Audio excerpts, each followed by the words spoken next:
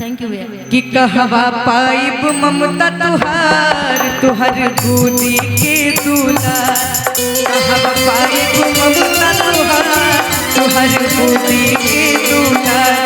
ओ कुल्ही रिश्ता मतलब के तुहसे बढ़ के बाहर, कुल्ही रिश्ता मतलब के तुहसे बढ़ के बाहर। ओ भाई हर रिश्ता के प्यार बड़ा खोटा बाटे रे, भाई हर रिश्ता के प्यार बड़ा खोटा बाटे रे।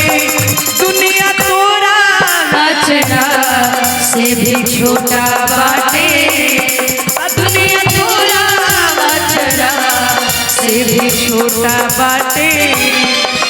अरे अमृत के धार के हूँ कितनो पियाइए गो माई बिना, अमृत के धार के हूँ कितनो पियाइए गो माई बिना। कैसे करेगा लड़ाई भाई गो माई बिना, करेगा बाजू लड़ाई भाई गो माई बिना। अरे नौमाह कोठिया में रखलू सहेज के,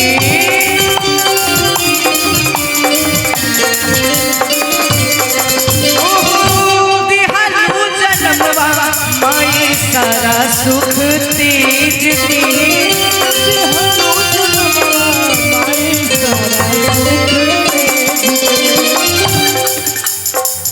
कि कैसे गिनाई तुहर कितना उपकार बा, कैसे गिनाई तुहर कितना उपकार बाई। रुबा रुबा आई हो तुहार कर्जदार बा, रुबा रुबा आई हो तुहार कर्जदार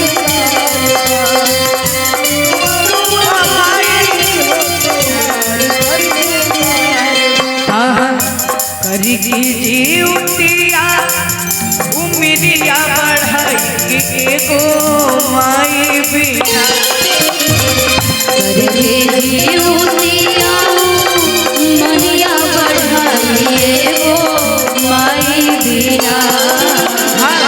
कैसे करेगा बाजू लड़ाई भाई गो माई बिना। कैसे करेगा बाजू लड़ाई भाई गो माई बिना,